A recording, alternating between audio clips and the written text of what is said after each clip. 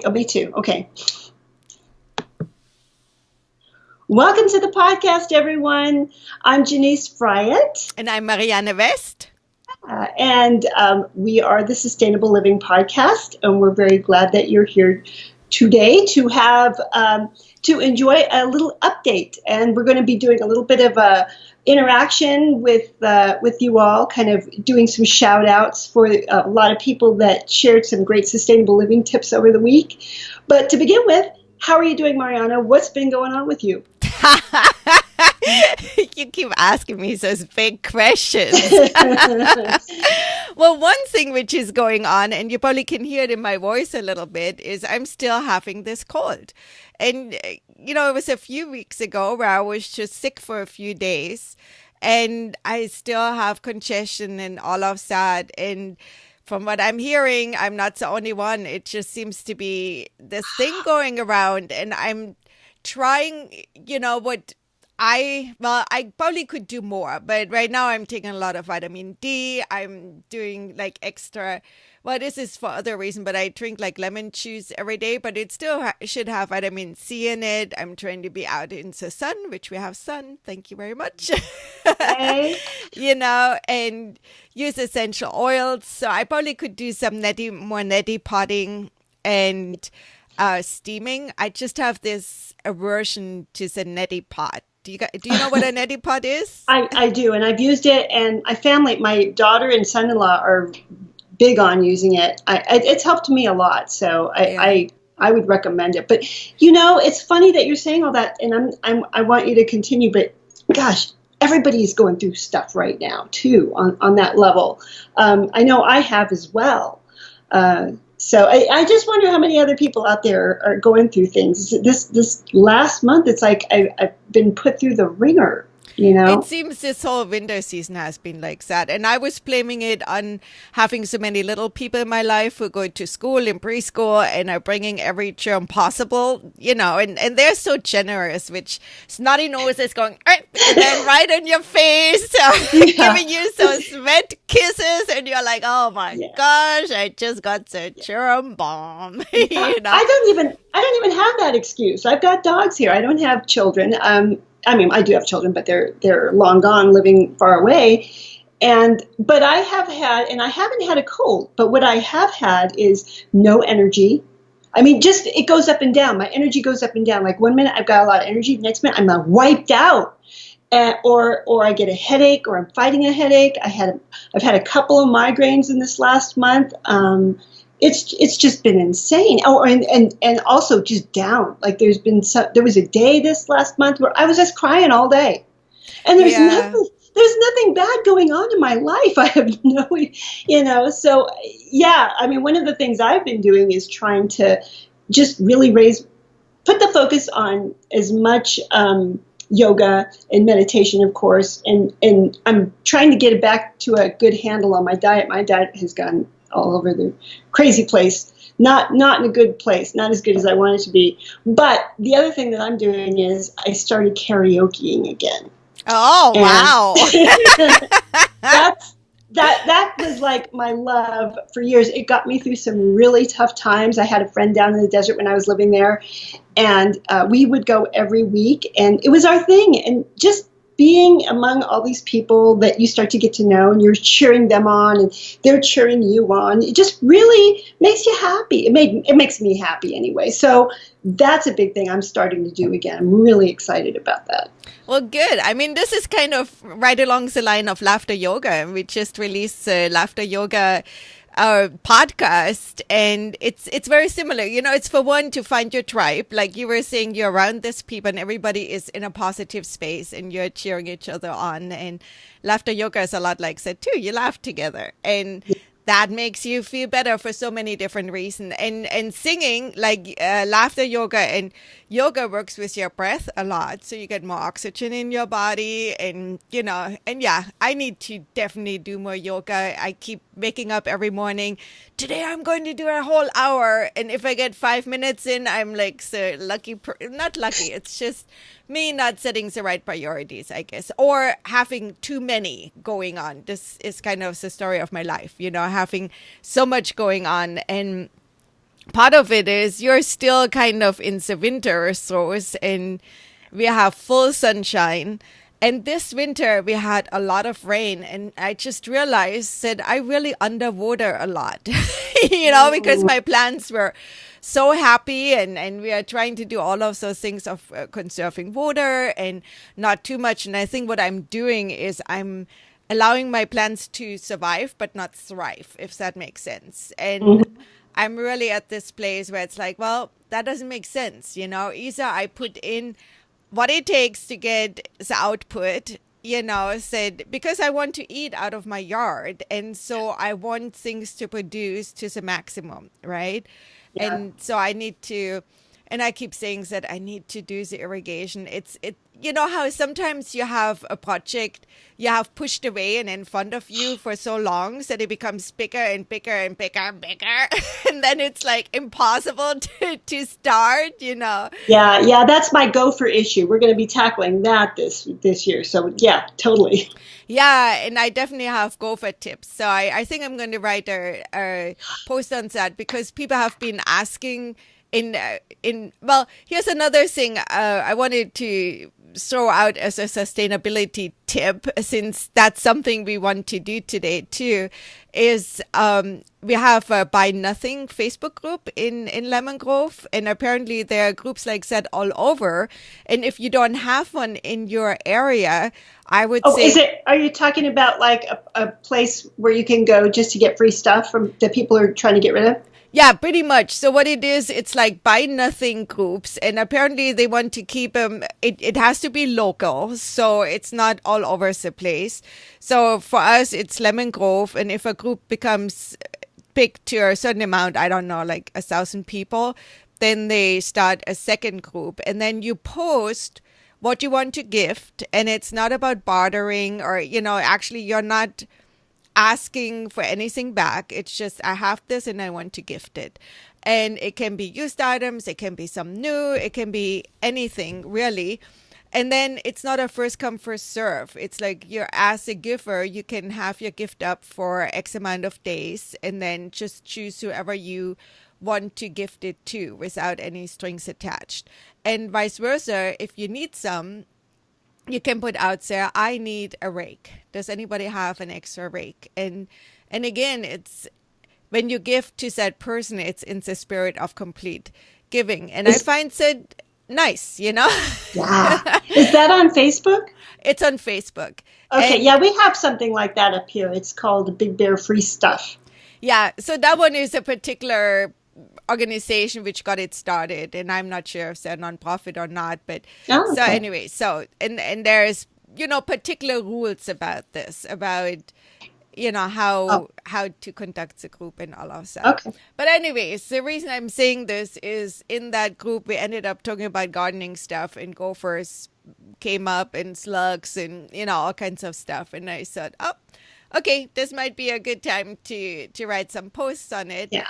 And dear listeners, as you know, I keep saying I want to do things, and it doesn't always happen right away, but we're going to hold your feet to the fire on this one. I know I am. Because feet to the fire, torture. Yeah. We have tendons. For all of you that don't know, Marianne was actually up here. She came and visited a few weeks ago, and she got to see firsthand my gopher issues. And she had so many wonderful ideas. But I would love to have it all in a post that I can refer to and, go back and forth. Yeah. So I think that's something we want to try, because I feel a lot of, so two of us are heavily involved in wanting to grow food, and it seems like a lot of the people, which are our listeners and followers on the different social media channels, are somewhat interested at least in growing some food. And I think, especially if you have a smallish garden and then something comes and eats it all, that's just very discouraging. How about when you take your garden and you've done everything you can to critter-proof it, and they still get in? And, it's amazing how resourceful these guys are. And, oh, by the way, they got into my chicken feed, too. They ate 2 full bags of chicken feed. Who did? Rats or gophers? Gopher, because it got in. Okay, I didn't have it in the steel container like you told me to do. Okay. So, everybody, if you have your feed outside, have it in a steel container that they can't get into. I had it in a big kind of tub, plastic tub.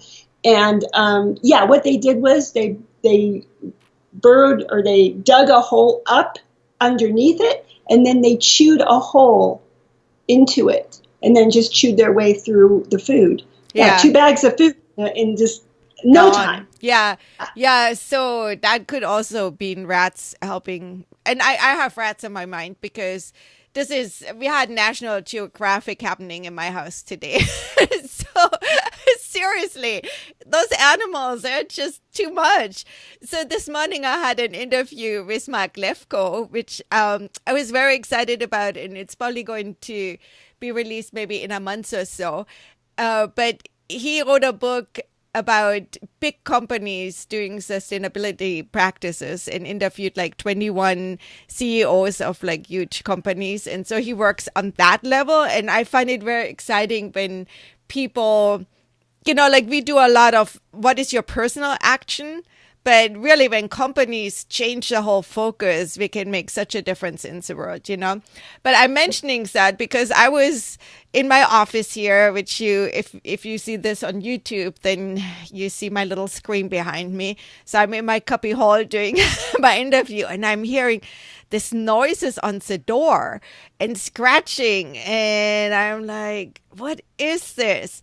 So then when I'm done, I go out and I find chicken poop on the floor. And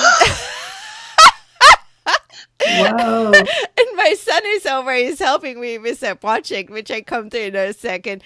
And he's like, yeah, the rooster was in. So the big rooster had come in to check out if this is a good place for his girls to hang out. And the reason he was able to come in is that we are building a new chicken coop.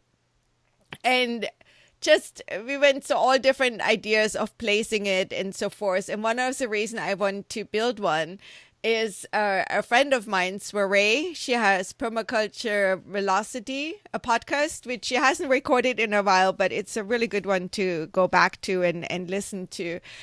And she had a coop built where it was completely rat proof. So everything, is lined with hardware claws and the bottom, and they just can't get in. And, rats are just a problem wherever you go, especially if you have yummy chicken food laying around for them to eat. And so I do a lot of compost feeding, where I get different things. So I want all of that to be enclosed in an area that also feed is happening in a space where no critters can go in, right? Yeah. So we finally figured out where we need to place it. And to do that, we had to take out parts of the chicken enclosure. So now they are completely everywhere.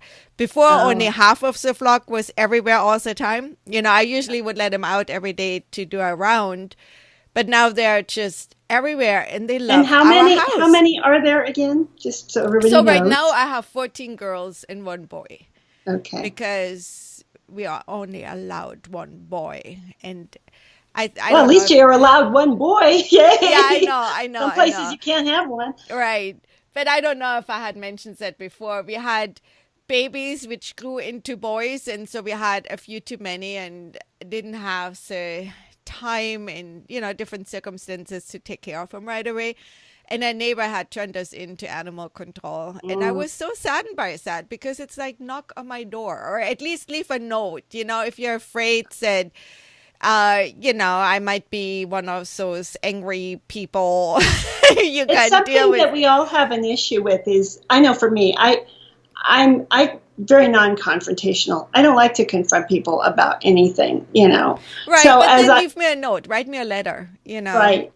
There's so many things you can do. And by the way, let's all get over that. Let's try to find ways where we can be, you can talk to people about stuff without being, insulting or aggressive, and try to find a solution that you both agree on, right? Absolutely. And we were not planning on keeping that many. I mean, they were waking me up because one of them had been roosting right underneath our bedroom window and decided to get off his little alarm going at 2 in the morning for us every night. So it wasn't like that I enjoyed that situation very much, but there were circumstances which brought the freezer camp activities, a little bit later in the games than I wanted it to be. But that said, so we are working back there and we are dismantling the coop I have right now. And I have a dog, a little min pin. And then I see her go crazy in her corner. And the next thing I know, she's snacking on little baby rats. I'm baby telling rats? you. She found some baby rats? She found some baby rats and she's snacking on them. And then I moved another thing and the mommy rat jumped out and she ran after her and got her. And it's so funny because my husband went to the zoo today and he's saying, oh, it's spring break. There are so many people. And I'm like, you should have stayed home. There was like National Wildlife National Geographic activities going on right in our backyard.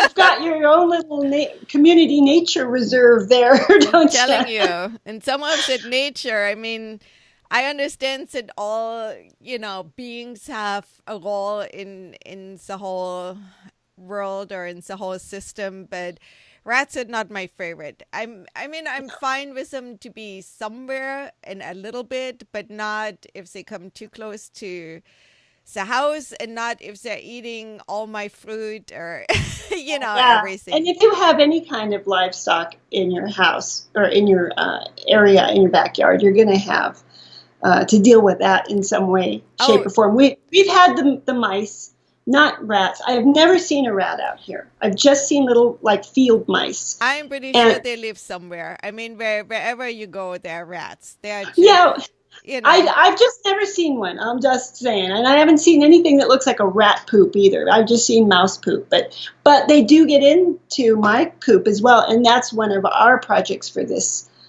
summer is getting that coop completely critter proof. So that's one thing. But on the topic of chickens, I told you was a week ago that I told you that I had a sick chicken. Right.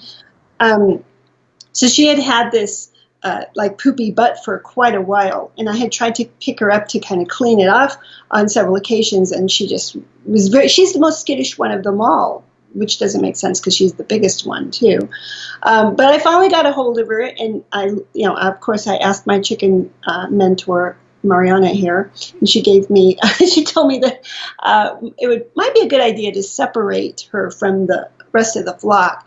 So I have a couple of pit bull mixed dogs here, and we have what do you call those kind of cages for them when you're crate training them. Things, yeah. Right. So I had one in storage that I brought in, and I fixed it all up, put some paper down and everything, and I got her.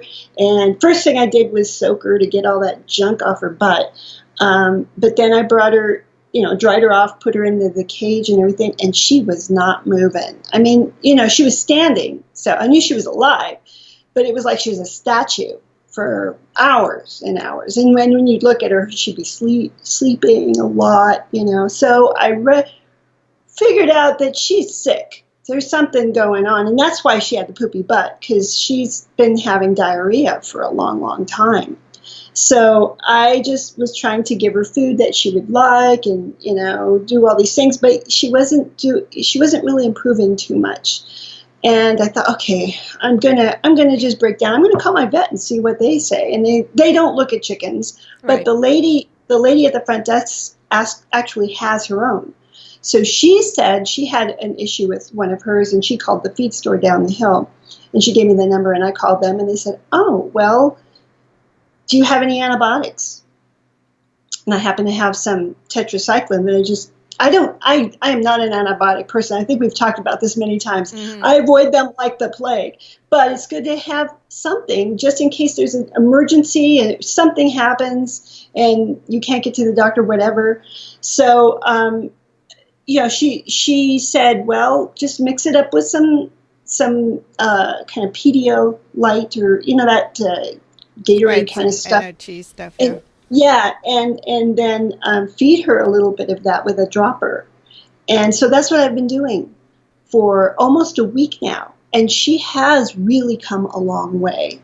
She's not out of the woods yet, but she is, and she's very picky about what she eats. She's not really eating her seed. She just wants, the thing she loves the most is hard-boiled eggs. Lots of protein. It's anything with protein. She'll eat nuts. She'll eat tuna. Anything with protein she'll eat. But greens, forget it. She's not interested. But she's more awake. She looks better. I mean, so I feel like there's improvement there, and I'm hoping within the next few days I can reintroduce her to her little girlfriends again. And the rest of the flock has been okay. Nobody else has been showing any signs. Nothing. Yeah. So I mean, we need to do another chicken show soon too, because it's time to think about deworming them and stuff like that too. Yeah. But moving on, because we don't want to be here for 5 hours. And I guess it's still somewhat chicken related.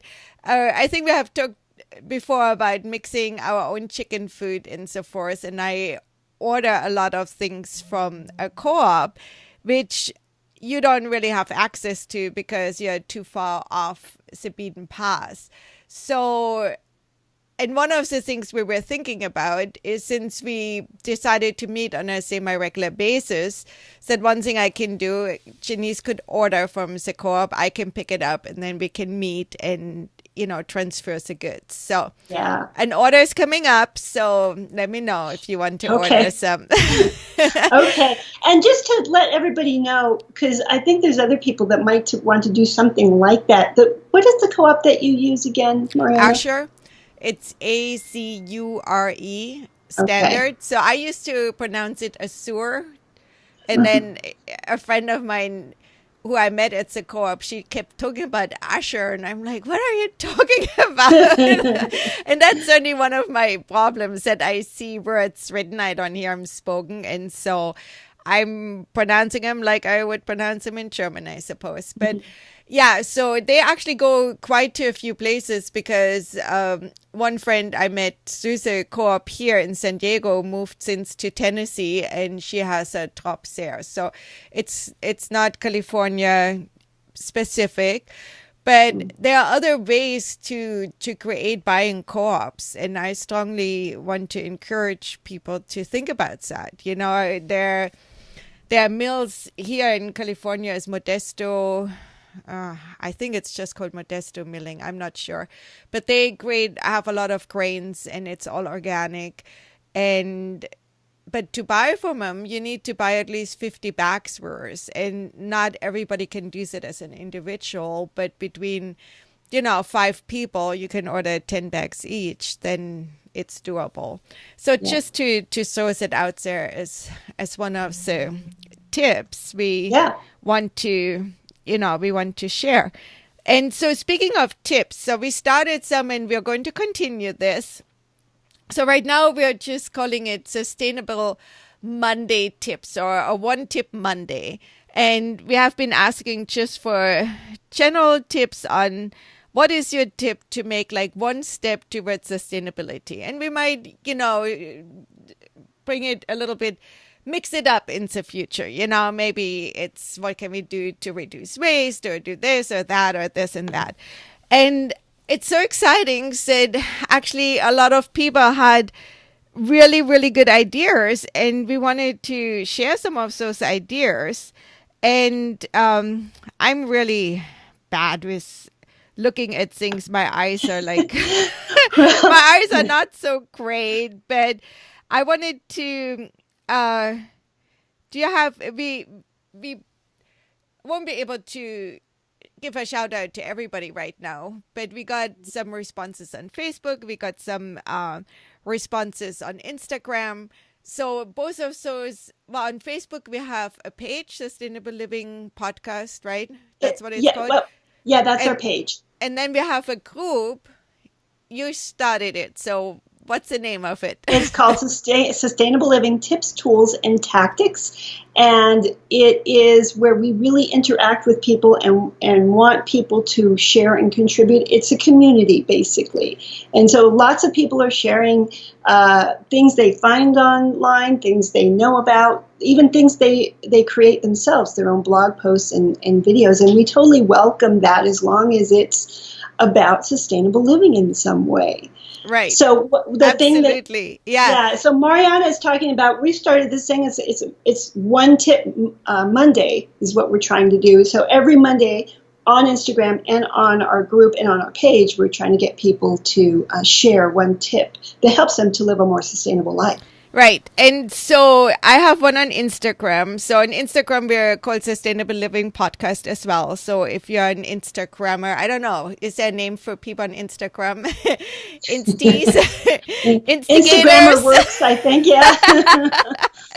Anyways, so go ahead and follow us and let us know all your good ideas. And we have Debbie E. Marianne. That's her handle. I think it's a her. I'm assuming it's her name is Debbie, but I don't know since, handles are not always the same as names.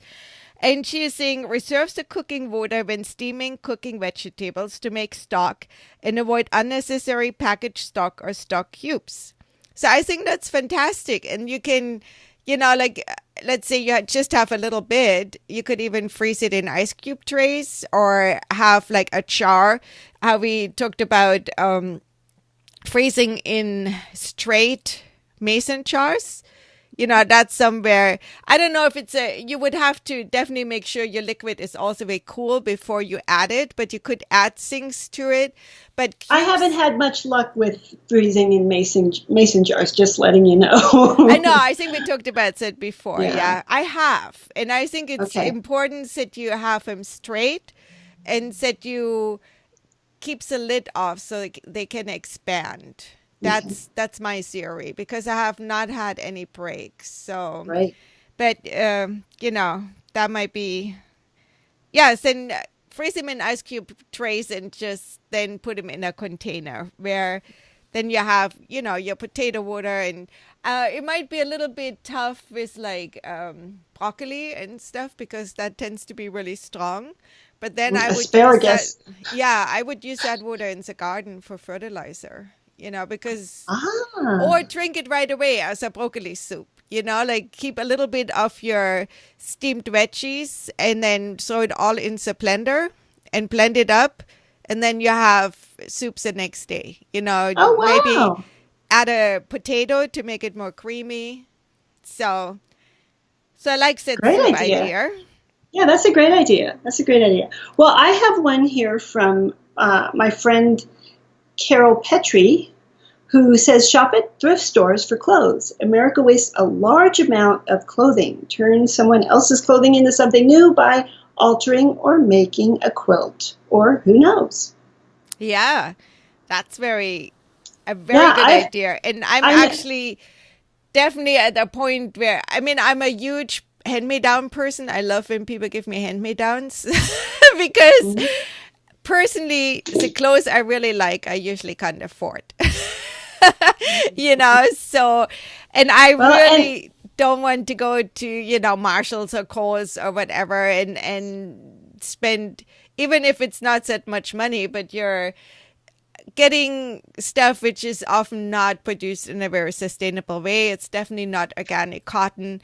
So I pretty much made that commitment. If I buy anything new, I want it to be organic or resourced from,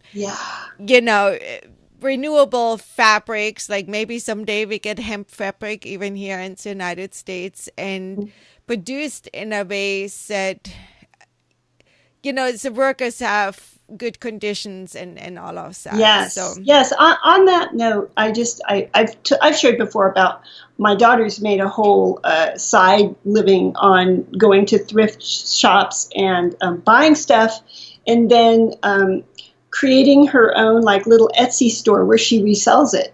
And she markets it really well. But another thing that you can do, if you've got more high-end stuff that's not what what might be termed fast fashion that's created, like Kohl's or the places that are really cheap and often source a lot of their stuff from kind of sweatshop places. If you are a big fashionista, you may have some designer things. I did an interview with a couple of gals who created a site called Silk Roll. And so you guys will be hearing this interview hopefully very soon. It'll be coming up within when we post this podcast. But basically, they send you a bag.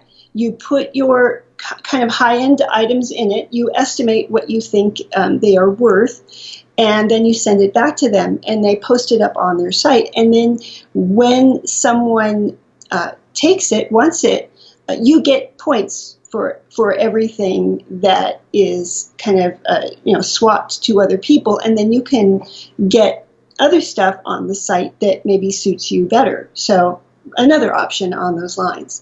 Yeah, and I mean, I don't buy $1,000 outfits, but there is clothes out there which is a real true investment, and many people which work in the corporate world need to wear that kind of clothing for their daily work, and then maybe their lifestyle changes or their body changes. That happens to us women a lot. Happens to men too, but usually, suits are a little bit more forgiving, I think. Well, not if you grow several sizes. Well, the thing that I always think about is the quality.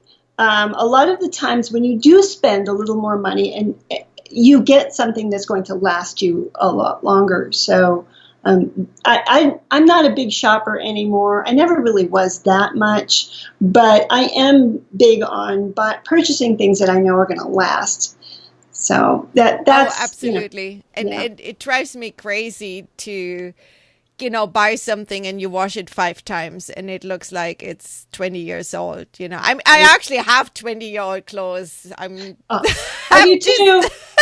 I do too. Some of my favorite stuff. Even. I know, which is still good. And in the olden days, you had, your wool skirt and you wore it every winter and it was fine.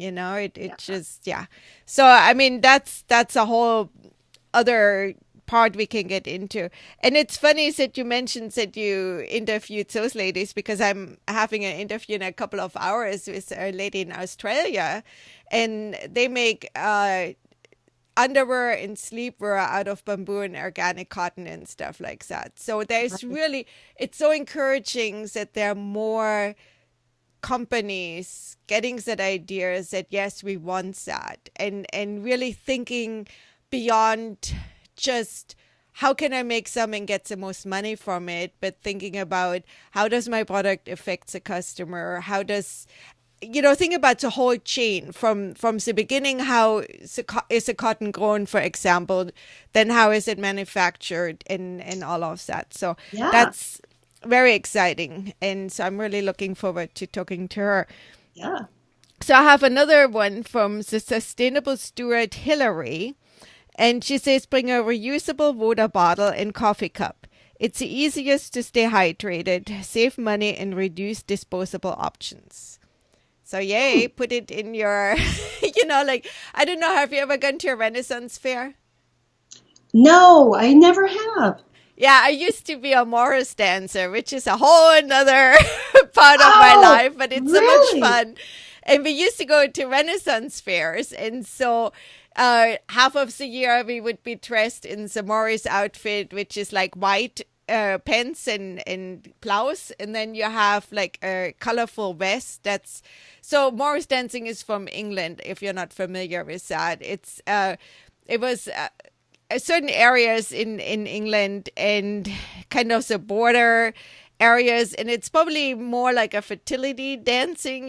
People were dancing when it's time to plant seeds and stuff like that. And a lot of the dancing is done with sticks, so you have these formations and you hit the sticks and you have bells on your legs, so you do a lot of leg movements to have those bells going. It's just a lot of fun, and it's also done with handkerchiefs. So if you ever see like an an English film and they're dancers and they have those handkerchiefs. They go like and do all those How? different things. So Okay, so I got it. I get the name here. Did you say Morris? How do you spell this? Morris dance? Morris. More like the name Yeah. Morris. Okay. Yeah. So we this. I don't know. Maybe it has to do with sustainability if you're dancing for rain or whatever. But it's just a lot of fun. And we used to go to Renaissance fairs and perform and stuff. But the reason I'm saying it said it was just part of the costumes that you had a belt with your cup hanging on the belt so you can go and beg for ale and, and stuff like that. But, people used to do that. You used to bring your own cup and your own everything. And right now I'm part or like on board of this nonprofit organization in San Diego, so California Rare Food Growers. And we're really trying to encourage people, bring your own utensils. And, have been buying some washables because it's amazing how quickly that disposable whatever, forks and knives and whatever, accumulates. Yeah. So, yeah. That's a big tip. Bring your own utensils. That's a good one, too. Yeah. So do you have another one from Facebook? I do. And again, when we talk about sustainable living, we talk about everything because every aspect of your life, can be sustainable, can be more sustainable usually than it is. And we're, from everything to relationships to health. I mean, it isn't always just about bringing your own utensils. Sometimes it's about bringing your own energy and making sure you have enough energy that comes from you. And on that note, my friend Karen Weiser left this tip, which was, my tip is for personal sustainability and is to notice everything in your environment and how it affects your energy. Things that you are tolerating, the stuff that bothers you, steals energy from you. So it's best to clean it up, and get it gone.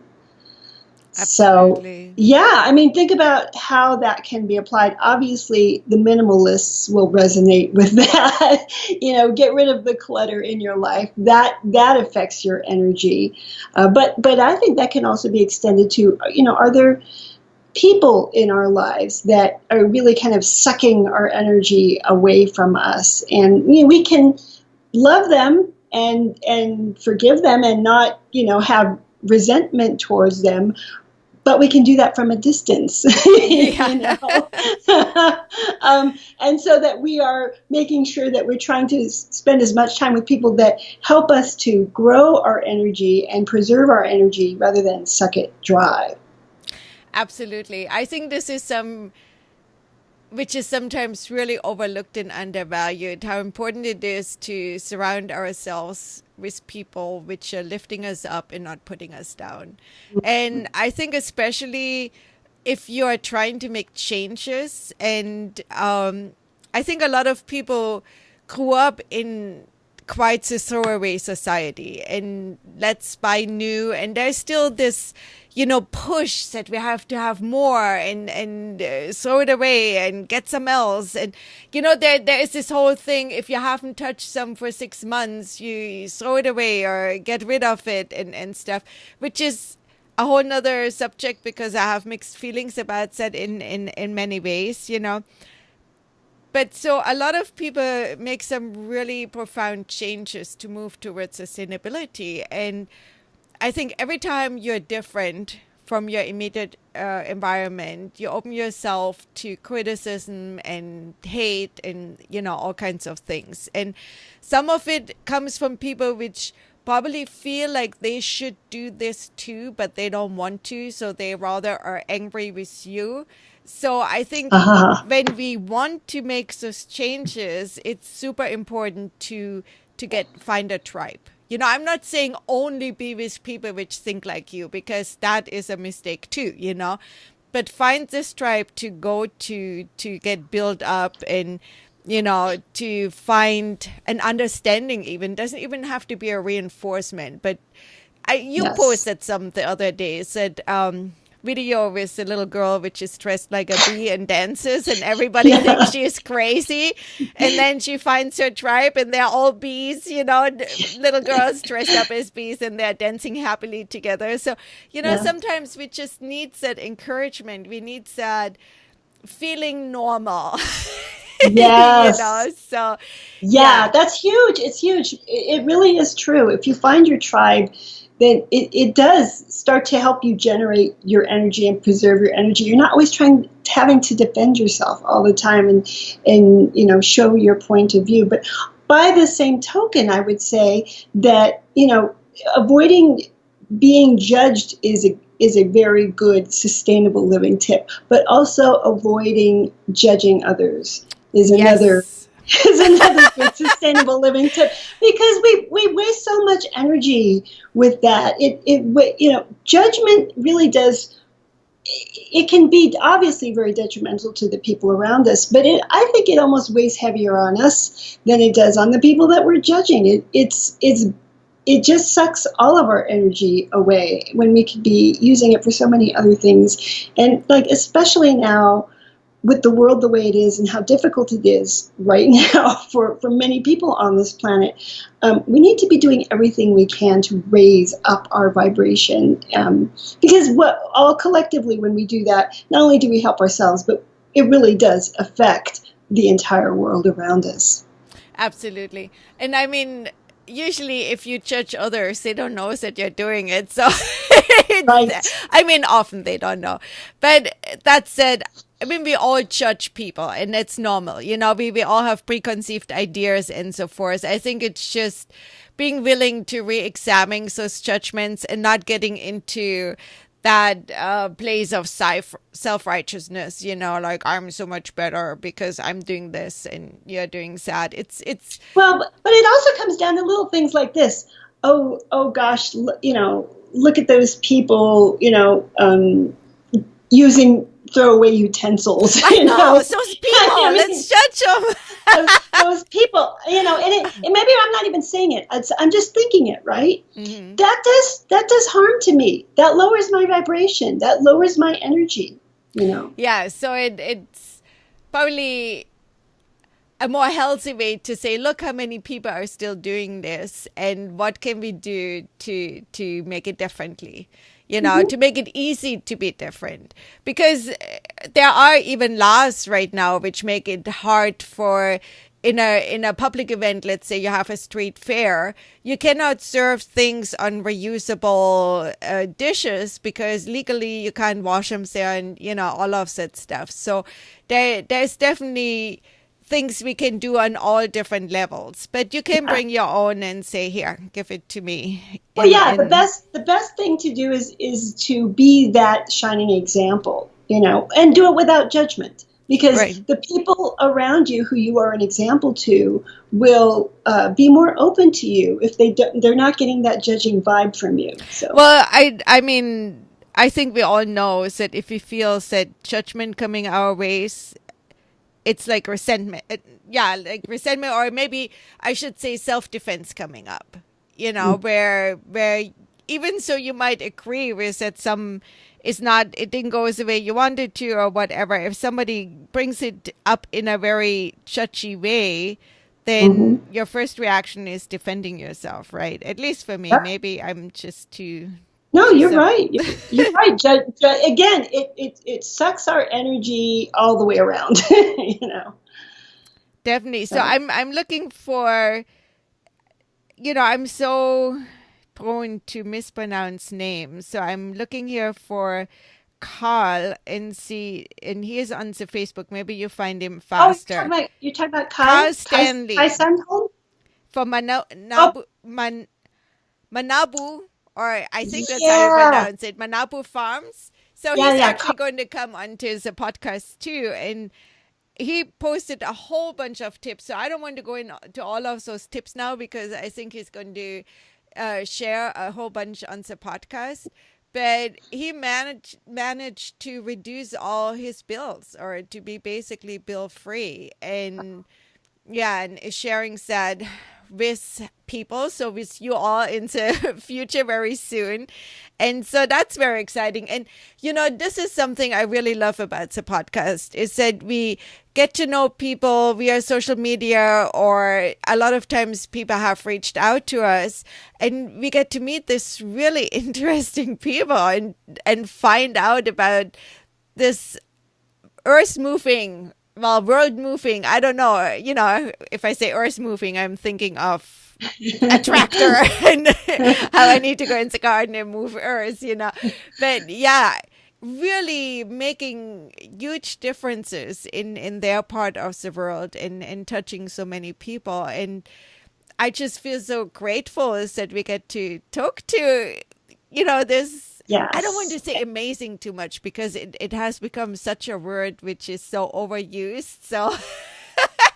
Well, they are inspiring. And Carl, I believe, came to us through our Sustainable Living Tips, Tools, and Tactics group. Right. And he has a blog that he does a lot of blogging, and he's posting and sharing his blog and also commenting on the other posts on our group there. So again, there's a community there, guys, and we really encourage you to join it because we have things that we share that we know about and that we're learning from other people that we're interviewing, but that's just the tip of the iceberg.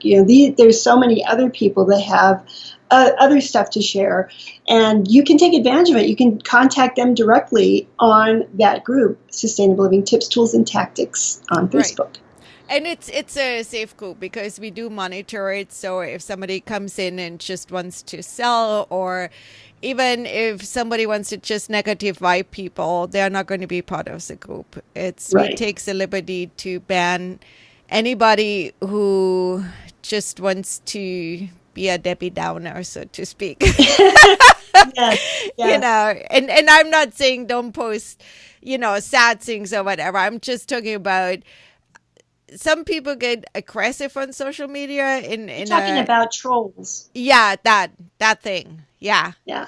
Wait, this is a no troll zone. So yeah. Thank you.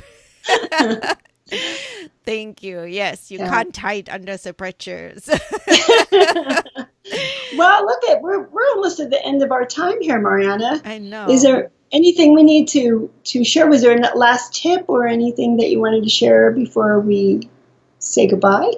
I had so much things on my mind and it's all gone now. So it's just lovely seeing you. And I want to share a couple more things. First of all, our downloads, which is basically how we know how many people are listening to our podcast, are growing and growing and growing. And I just want to express how grateful I am to all of you who are listening or watching this on YouTube, that you are spending this time with us. And yeah, I'm just really grateful about that. And thank you so much for being our listeners. Yeah, and we have so much to be I grateful think for. that's what I wanted to say. Thank you. Okay, well, I will second that. And I would also like to remind everybody that we do have a Patreon account. So we are trying to kind of build things up so that we don't have to spend so much out of our pocket. And maybe at some point we can commit more time to the podcast and maybe start posting more often than just once a week. So if you do feel inclined to support us and make sure that we're going to continue on in the future, please go to Patreon and search for Sustainable Living Podcast. And you can choose however much you want to donate there. It's a situation where you're going to be doing it, on a monthly basis. So we will take donations as small as $1 a month. Every little bit helps. And even, it's kind of like the energy that you put into just doing something like that, I think helps a lot. So even if it's $1, $1 helps, but also it's the energy behind that dollar that really is going to help push us forward. I have no doubt. So that, and I think one of the things Jenise and I have been talking about is that we talk so much about share economy and, different levels of economy, and said people want to support each other and so forth. So it's almost like our little test lab test. No, I don't know, but anyways, we will keep podcasting no matter what, I think, because I do feel that we do enjoy it, and we also both feel that that's one gift we can bring to the world. That's like our contribution to, trying to make this planet or maintain this planet in a way that we and our grandchildren and everybody else can enjoy the beauty and the bounty of it. But it's also nice to feel acknowledged for your work. So that's all. But anyways, Thank you for listening. And I totally get that money is not always a possible thing, but you can leave us reviews or come and join the conversation, share with others, the podcast. Those are all things which we highly appreciate and love for you to do. Yeah, in the end, again, I would say that it's the energy behind whatever that you do to support us. We will thrive and grow underneath it. So thank you to all who have already done that. And again, if you feel so inclined, please do support us in any way that you feel appropriate. Yeah, and we will read your name on the air. Ha! Yes. Yes, that is a big thing. We want to get more and more interaction. And if you have a question, if you have a comment, if you have a topic you think we should cover, please do let us know. You can email me at Jenise at sustainablelivingpodcast.com or Marianne at what is it? You tell. So it can be Marianne at sustainablelivingpodcast.com, but it's also, I check the sustainablelivingpodcast at gmail.com. So just not but just sustainablelivingpodcast at gmail.com quite regularly. So either way. You can also reach us on Facebook and Twitter and all the normal channels. So with that said, everybody have a wonderful week, and we will talk to you on the next update. Take care. Take care.